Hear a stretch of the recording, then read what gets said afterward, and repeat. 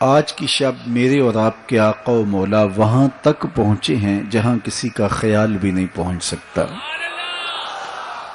کوئی فلک تے رہ یار گیا، کوئی جا سدرا تے ہار گیا، ایک کالیاں زلفاں والا سی جڑا عرش تو بھی لنگ پار گیا۔ اتنا عروج کائنات میں حضور علیہ السلام سے پہلے نہ کبھی کسی کو ملا، نہ حضور کے بعد کسی کو ملا۔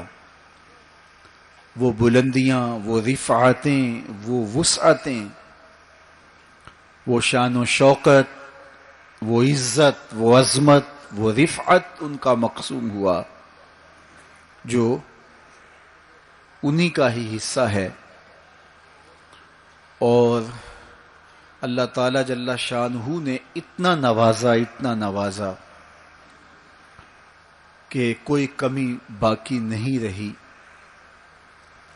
اور حضور کے صدقے سے اس امت کو بھی نواز دیا گیا، بخشش کا وعدہ دے کر اس امت کے لیے 50 نمازوں کا تحفہ دے کے، جو بعد میں سمٹ کے 5 رہ گئیں، اور خواتین میں سورہ بقرہ عطا کر کے اس امت کے دردوں کا درمان کیا اور انہیں سکون اور قرار کی دولت نصیب فرمائی۔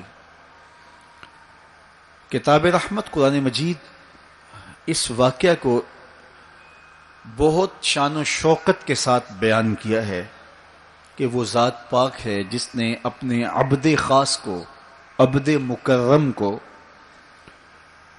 رات کے مختصر حصے میں مسجد حرام سے مسجد خاص تک، مسجد اقصی تک سیر کرائی، تاکہ وہ اپنے عبد خاص کو، اپنے بندہ خاص کو اپنی قدرت کی نشانیاں دکھائے۔ وہ مسجد اقصی جس کے اطراف میں رحمتیں برستی ہیں، انوار اترتے ہیں اور برکات کا نزول ہوتا ہے، اور پھر مسجد اقصی سے لے کر آسمان تک، اور آسمان سے سدرہ تک، اور سدرہ سے جہاں تک میرے رب نے چاہا اپنے محبوب کو سیر کرائی اور قدرت کے نشانات دکھائے۔ جنت کی سیر کروائی، حضور نے دوزخ کا ملاحظہ کیا، مسجد اقصی میں نبیوں کی امامت کروائی، بیت المعمور میں اللہ کے محبوب کی جلوہ گری ہوئی، انبیاء علیہم السلام سے ملاقاتیں ہوئیں، اور سب سے بڑھ کر اللہ نے اپنے محبوب کو اپنا دیدار عطا فرمایا۔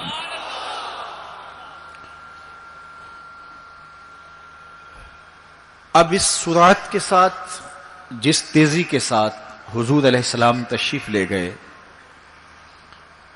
کہ رات کا مختصر حصہ تھا، قلیل وقت میں حضور گئے بھی ہیں اور آئے بھی ہیں، اور یہ ایک بہت بڑا امتحان تھا لوگوں کے لیے۔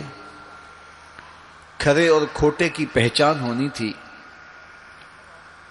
لوگوں کے ایمان کا امتحان تھا، اور کفار نے اس پہ بہت ساری باتیں کی، اور ان کے ماننے میں یہ بھی نہیں آتا تھا کہ مسجد حرام سے مسجد اقصی تک کیسے گئے۔ ابو جہل نے گلی گلی جا کے پروپیگنڈا کیا کہ ہمارا کون سا مسجد اقصی میں آنا جانا نہیں ہے، تو 1 مہینہ جاتے ہوئے لگتا ہے، 1 مہینہ آتے ہوئے لگتا ہے، تو چھو کے بھی آنا ہو تو 2 ماہ چاہیے، اور یہ رات کے مختصر وقفے میں وہاں سے ہو کر آنے کی بات کر رہے ہیں، تو یہ کیسے ہم تسلیم کریں، یہ باتیں کیسے مان لیں؟ تو وہ مسجد حرام سے لے کے مسجد اقصی تک حضور علیہ السلام کے جانے اور آنے کو نہیں مانتے تھے، اور ماننے والوں نے کہا سر عرش بھی گئے ہیں اور واپس آئے ہیں، ہم اسے بھی مانتے ہیں۔ ابو جہل نے گلی گلی جا کے کہا، اور اس نے یہ سمجھا کہ یہ میرے ہاتھ ایک چیز آ گئی ہے جس سے میں لوگوں کو حضور سے دور کر سکوں. اور وہ پوچھتا پھرتا تھا بتاؤ یہ بات ماننے میں آتی ہے. اچانک حضرت ابو بکر صدیق رضی اللہ تعالی عنہ سے ملاقات ہو گئی تو کہا ابو بکر تم ہی بتاؤ اگر کوئی کہے کہ رات کے مختصر حصے میں گیا بھی ہوں اور پلٹ کے بھی آیا ہوں تو یہ بات ماننے میں آتی ہے؟ تو فرمایا بالکل ماننے میں نہیں آتی. چھو کے بھی آنا ہو تو 2 ماہ چاہیے. سمجھا لوہا گرم ہو گیا، اب چوٹ پورے ٹکانے پہ بیٹھے گی.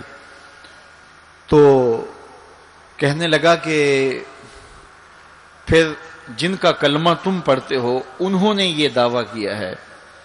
تو حضرت ابو بکر صدیق فرماتے ہیں کہ وہ اس سے بھی عجیب کرے تو میں وہ بھی ماننے کو تیار ہوں. وہ تو آسمان کی خبریں دیتے ہیں، ہم وہ بھی مانتے ہیں. تو محبت والوں کے لیے، ایمان والوں کے لیے تو یہ قابل تعجب نہیں ہے. قرآن بتاتا ہے کہ حضرت سلیمان علیہ السلام نے کہا کہ مجھے تخت بلقیس چاہیے.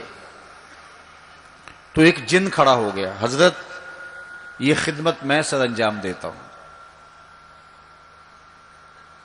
کب تک لے کر آؤ گے؟ اس نے کہا دوپہر تک لے آؤں گا، مجلس برخاست ہونے سے پہلے پہلے تخت حاضر کر دوں گا. اور وہ کوئی ڈبیا نہیں تھی کہ جیب میں ڈال کے لے آنی ہو. وہ تخت اتنا بڑا